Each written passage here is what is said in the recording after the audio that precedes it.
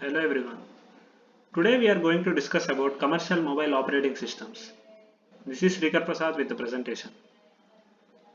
Many people have ample knowledge about different mobile phones and their companies, but a very few of them know something about operating systems. It is vital to learn about different mobile OS used by many companies so that we can know what is behind our smartphone's smooth and colorful touchscreen.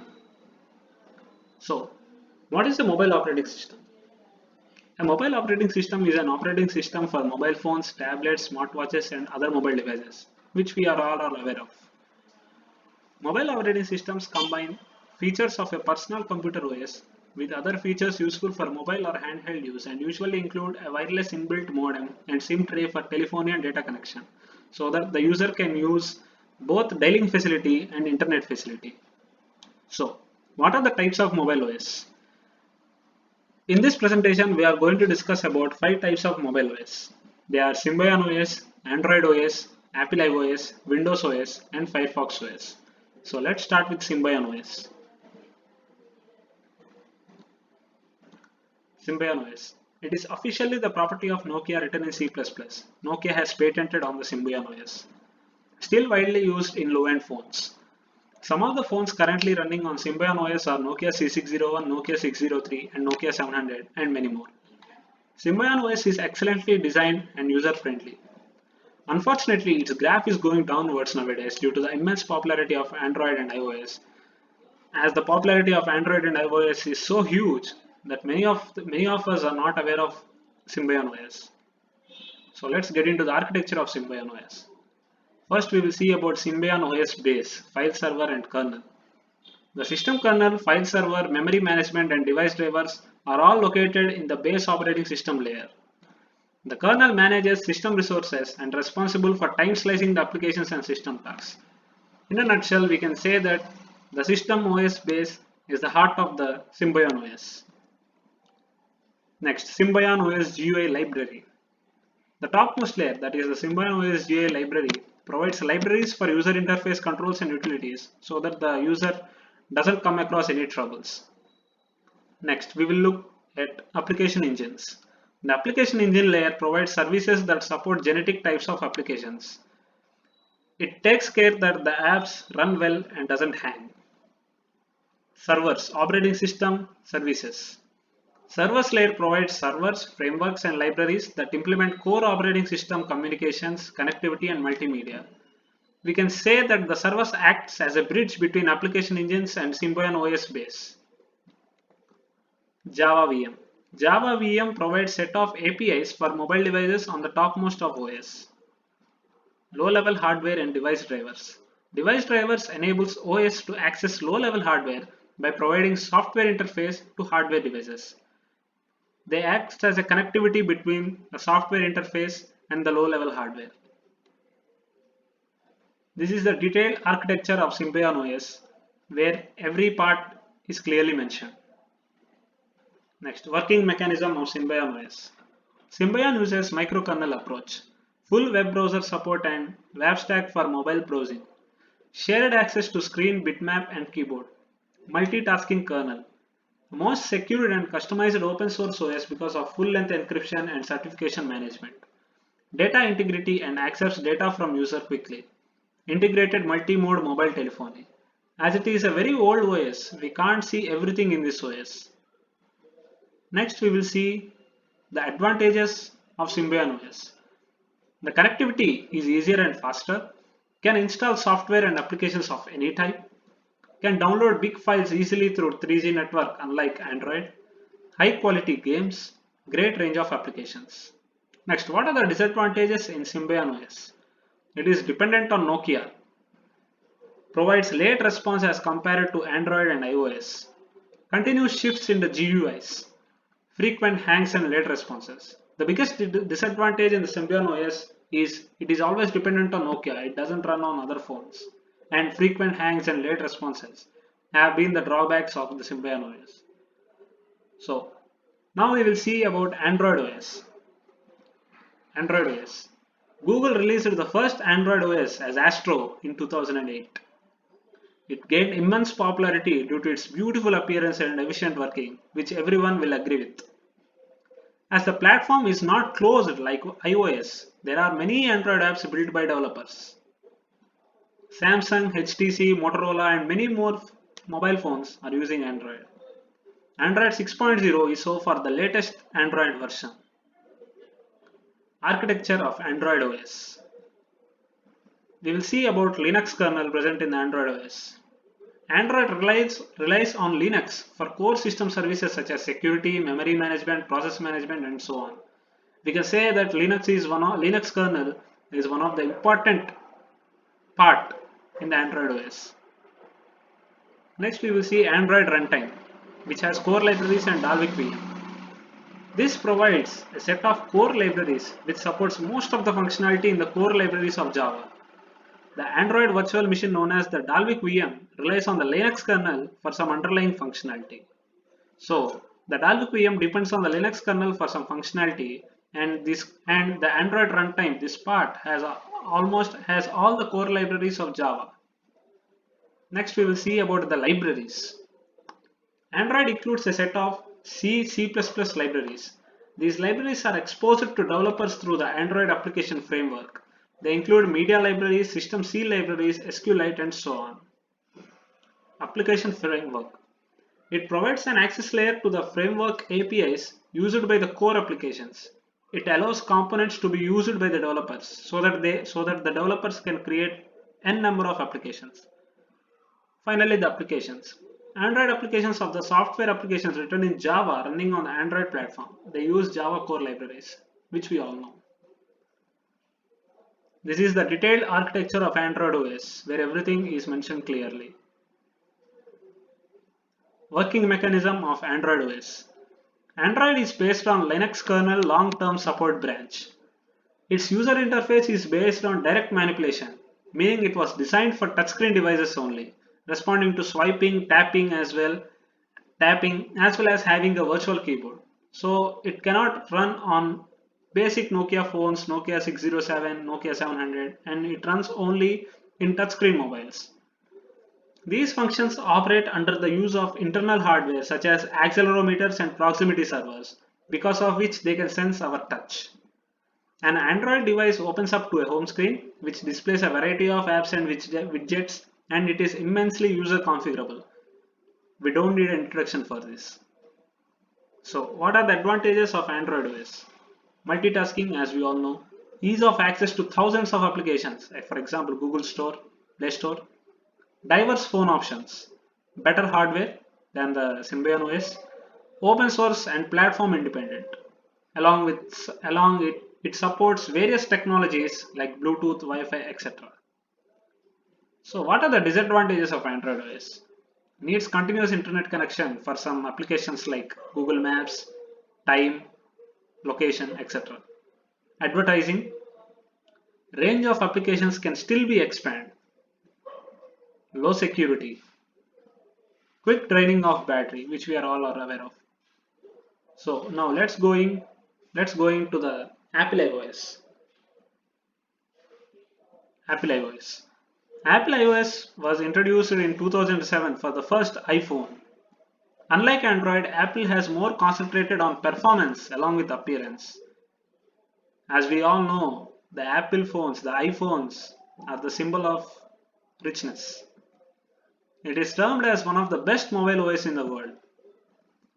iOS has been used in all iPhones, iPod, and iPad.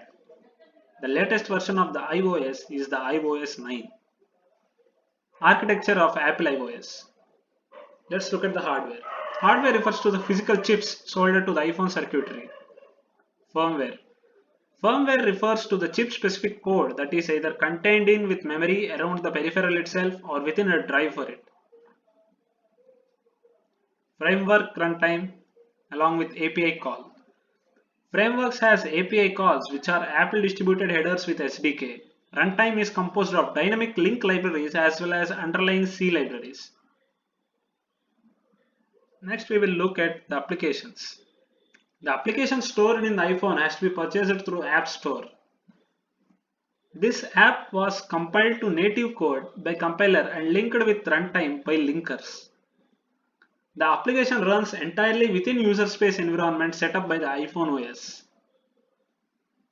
This is the detailed architecture of IPL OS where everything is mentioned in detail. Working mechanism of iOS. iOS displays icons for each application on the iPhone screen. The OS also let us multitask and move through multiple open applications just like on a laptop or a desktop computer, which is a step better than Android. iPhone's touchscreen is a little different from many of the others on market. The conductive layers in the iPhone touchscreen enables users to give the device commands with a simple swipe of the finger. Unlike Android, it has many layers. It has layers of capacitive material which are arranged in a coordinate system of which the circuitry can sense multiple touch points. This is one of the drawbacks in the Android where it has overcome this drawback and it provides user a wonderful experience. In this manner, there are many layers so that the multiple touch points of a user can be detected by the OS. Next, advantages of iOS. As in Android, it also supports multitasking, vast number of applications, excellent user interface and fluid responsive, and excellent security, which is one of the drawbacks of the Android where the security is less there, and here we can have an excellent security. Best camera quality, it is also one of the biggest advantages of iOS, and multi-language support. Disadvantages of iOS. Only supports iOS devices. If you want to use an iOS, you have to buy iOS devices. Costly apps and no widget support. In Android, almost every app is free, whereas you have to buy the apps in iOS. Large applications compared to other mobile platforms. Supports only single SIM. This is the biggest disadvantages in iOS. Poor battery performance on 4G network. Now, let's look at the Windows OS. Windows OS. Windows OS is very popular among people who used it. Nokia and Microsoft joined hands to work together as normal users find Windows OS difficult to use initially. With colorful and user-friendly interface, it started new. The computer-like look totally vanished in Windows 7. Because of this computer-like look, many users find it difficult to use. Some latest Windows phones are Nokia Lumia 800, Nokia Lumia 900, HTC Titan 2. Architecture of Windows OS. Kernel. Kernel handles low-level device driver access as well as basic security, networking and storage. There are three models named App Model, UA Model and Cloud Integration.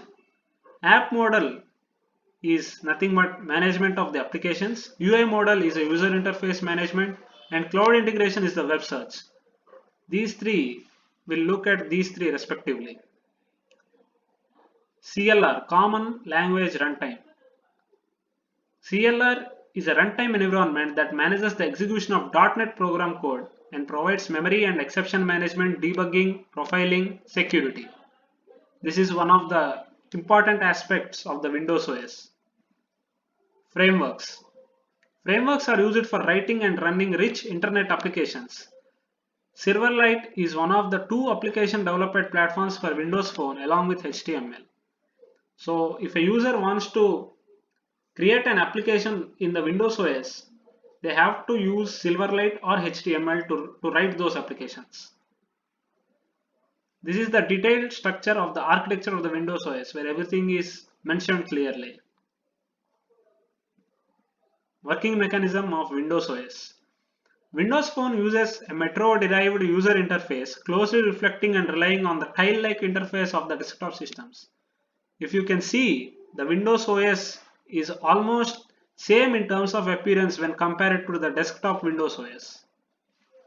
To find and download apps, user can go to Windows Phone Marketplace just like Google Play Store when it comes to Android.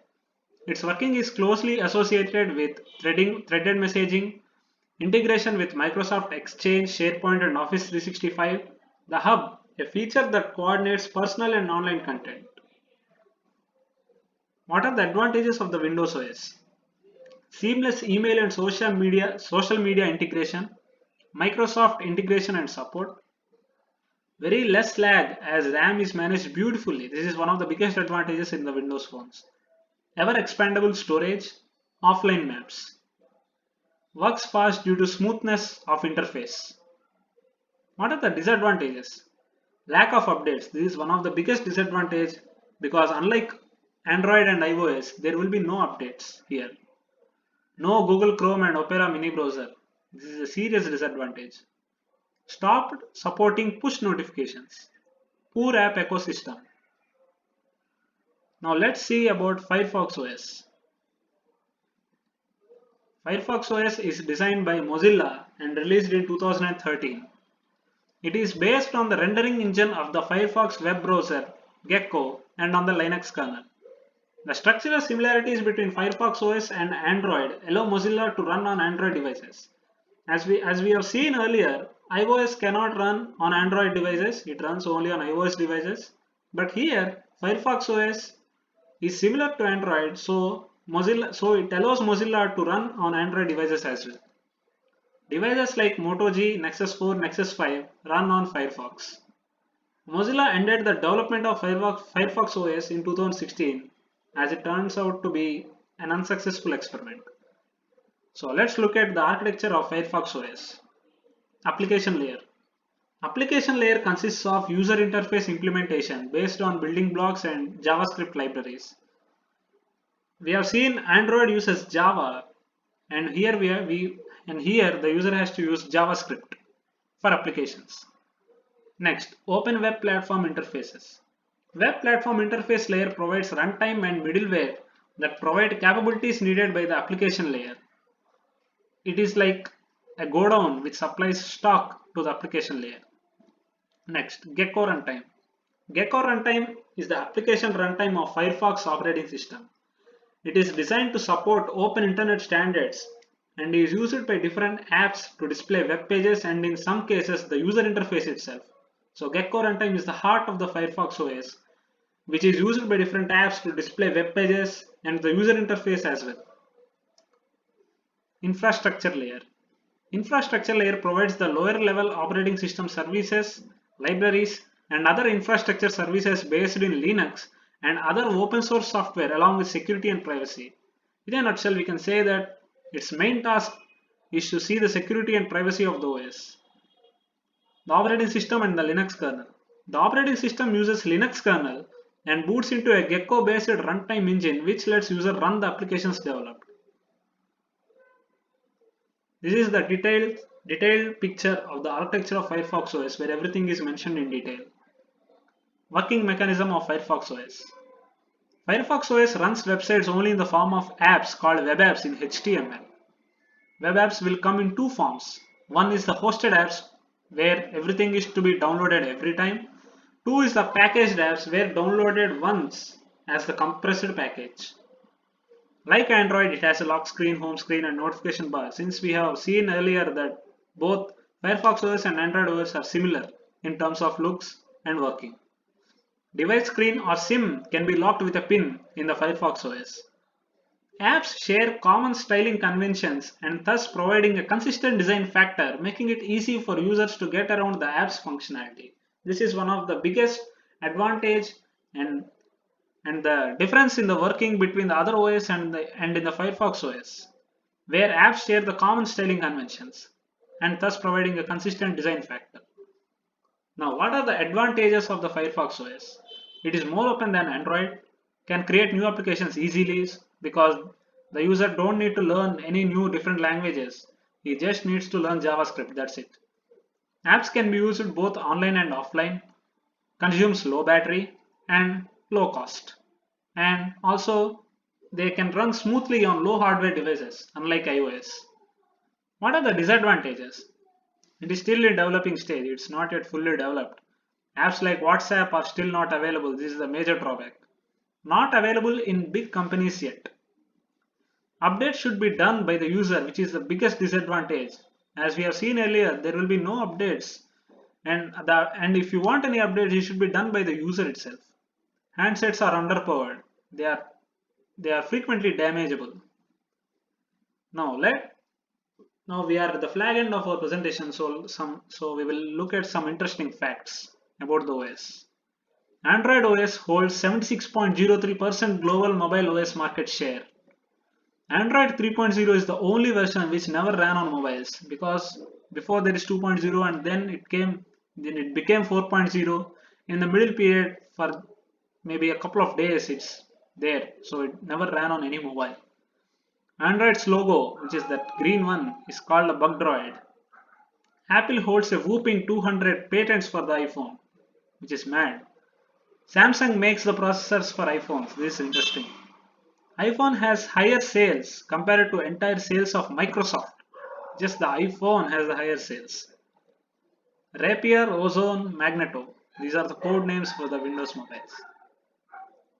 So in this way we are ending our presentation.